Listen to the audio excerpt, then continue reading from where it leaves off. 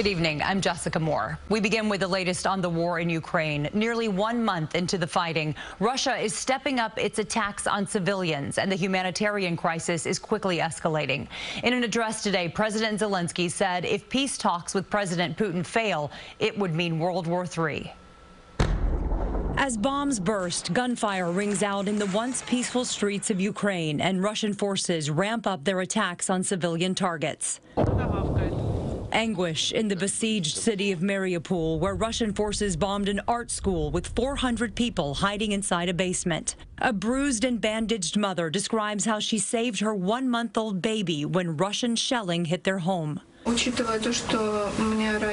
was wounded in the head and blood started flowing, and it all flowed on the baby, and I couldn't understand. I thought it was her blood. Dmytro was taking the baby away. I'm screaming that she is covered all in glass, all in blood. He tells me, "Olga, it's your blood, it's not hers." And in the morning I woke up to feed the baby again. I gave her a bath, and I just sat down to feed her, and I cover her with a blanket so she's warm too.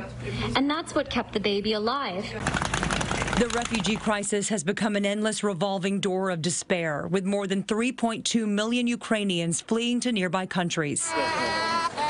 Tetiana Andreeva and her 2 young daughters have finally arrived in Poland after a daunting journey to safety. I tried protecting my children, she says. I am not giving them all the information I have. Surrogate-born babies in Ukraine are now trapped by the war. Many of their parents are international and unable to come bring them home. The nannies entrusted with their care cannot leave. They are committed to the biggest responsibility of caring for the tiniest Ukrainians. Sanctions don't appear to be enough to stop the Kremlin, which confirmed Saturday it had used another hypersonic missile. U.S. intelligence officials say the move marks a major escalation in the war. He's not been able to achieve the goals as rapidly that he wants to achieve as rapidly as he wants to achieve them, and so he's resorting to types of tactics that we see on display every day. And again, this is really disgusting. Putin is not changing his behavior.